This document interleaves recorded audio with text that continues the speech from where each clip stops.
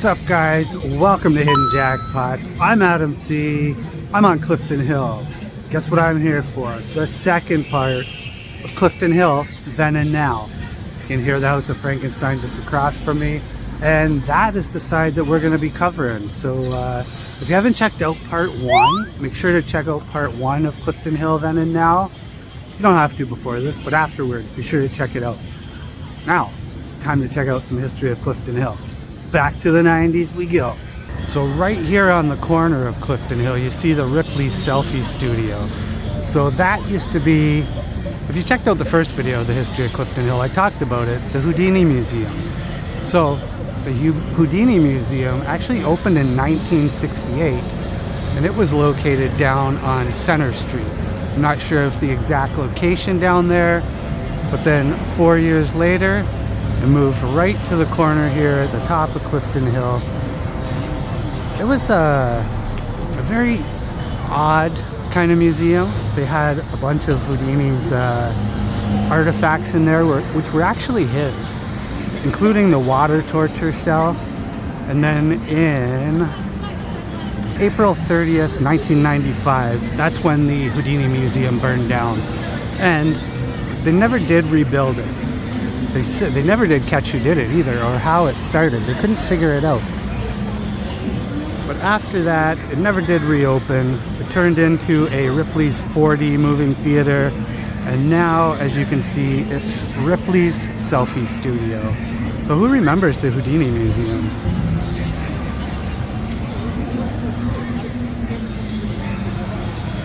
It was pretty cool. But now it's time to move on to the next location, which is the House of Frankenstein.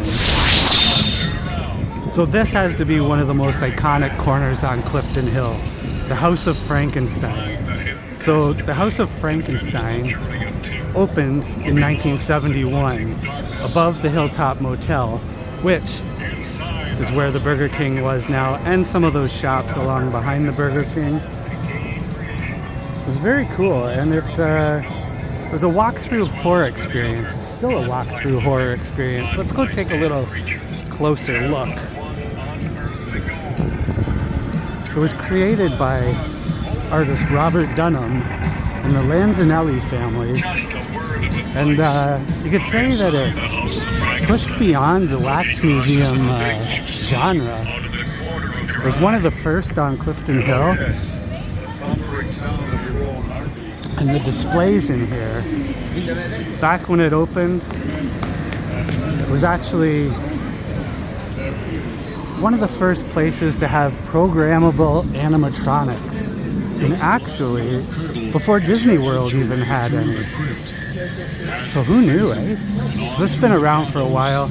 Let's take a look at some of the animatronics. And there was actually a gift shop right here, where the Beaver Tails is and the Burger King. There was a gift shop there that actually sold Viewmaster reels and just t-shirts and merch. Obviously the Niagara Falls stuff.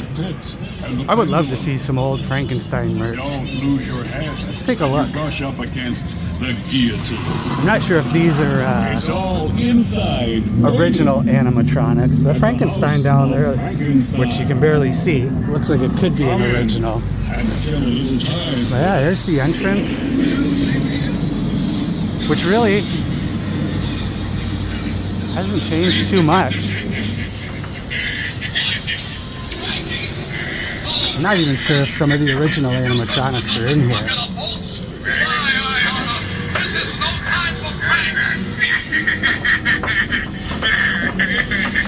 Moving on from the House of Frankenstein, except for the sounds, you can still hear the sounds.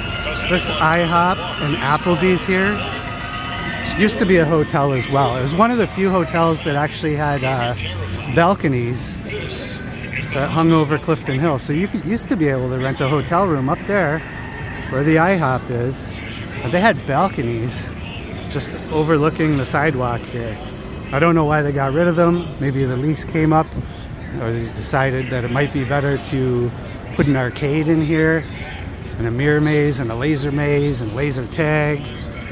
But yeah, this here used to be a hotel. I believe it might have been part of the travel lodge just down the road here. So just right next to what used to be the hotel there, well, there is a Dairy Queen, which is permanently closed now, unfortunately. But we have the Clifton Hill Family Restaurant.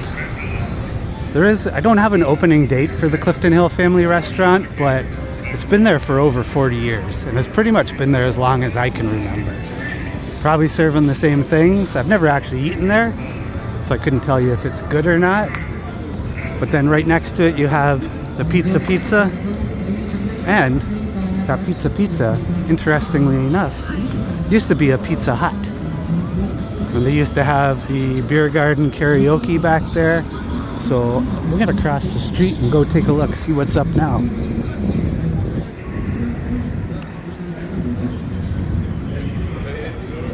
I'm sure many of you have spent some time back here at the Pizza Beer Garden. And this is actually, yes, the Thrift Lodge here. But yeah, over here used to be the beer garden karaoke patio. Now it looks like it's just the pizza patio.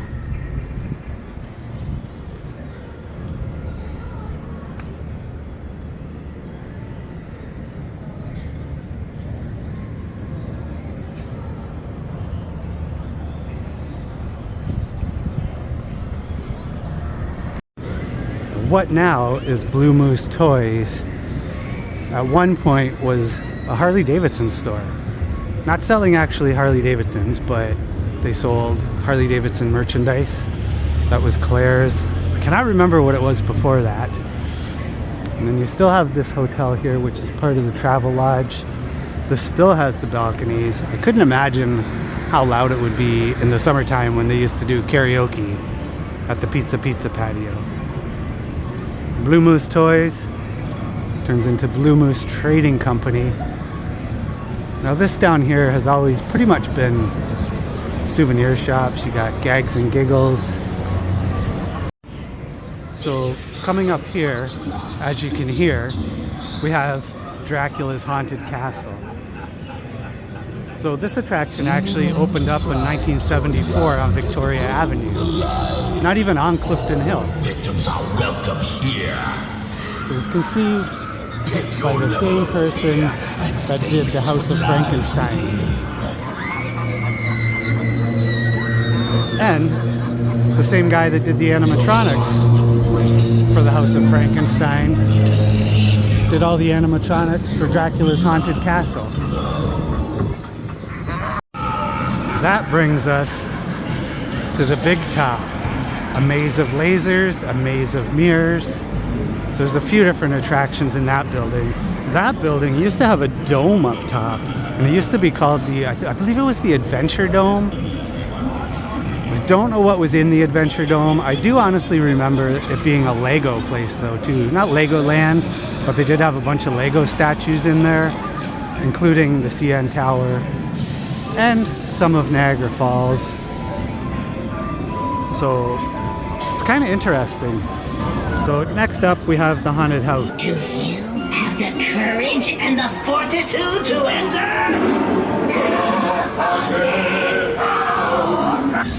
I don't have a date from when that was open, but I believe it was probably sometime in the 80s, and it was probably going along with the theme of Dracula's Haunted Castle and Frankenstein up the road. The haunted house here, I've never actually been in either. I plan on going and doing that soon on the Adam and Lisa Explore channel. We do have to check it out. Brontoland, or Bronto's Adventures Playland. I'm not even sure when that opened. That's more for the kids, obviously. And then on to the Travel Lodge, Ruby Tuesdays, and the Funhouse. So you might be thinking, wow, it's just another travel lodge, right? Well, basically it is. It's just a travel lodge. But once upon a time, this used to be the Honeymoon City Motel. And as you can see back here, they do have some balconies and whatnot. And there used to be cottages back here. This was one of the first places where you could stay on Clifton Hill. Front desk is right there. You can see the casino tower.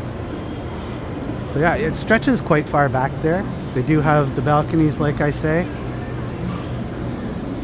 And this has actually been around since like 1925. So I guess that's going back further than the 90s, which this episode is about. So maybe, just maybe, we can do an episode going back even further than the 90s. So yeah, this is the Travel Lodge. Used to be the Honeymoon City Motel and Cottages. And I know one of my viewers used to stay here as a kid. So had to throw this in for you.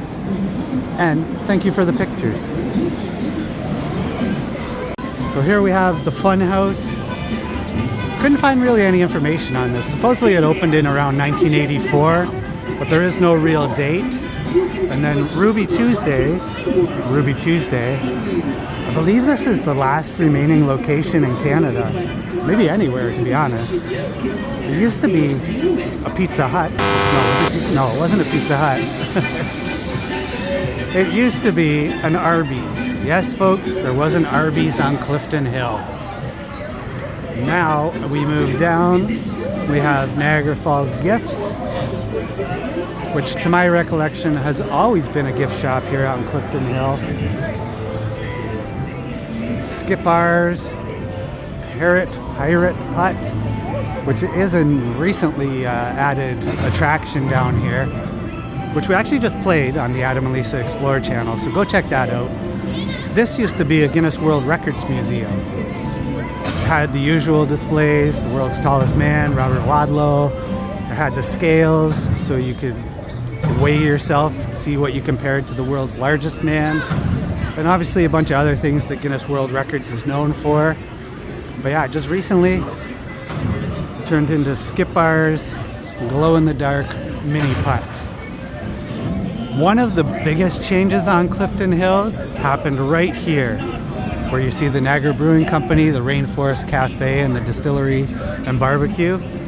This used to be Louis Tussaud's. There goes a nice van right in my way. This used to be a Louis Tussaud's wax museum. The wax museum opened in 1959, and it was built in a part of the Sheraton there, which used to be the Skyline Foxhead. And it was like an old Victorian style house, but it was actually a museum. And it was one of the first wax museums here on Clifton Hill. It was officially licensed from Madame Tussauds, even though most of the figures that were in Tussauds were actually made locally, which is very cool. I would love to see if they were still around where they store them.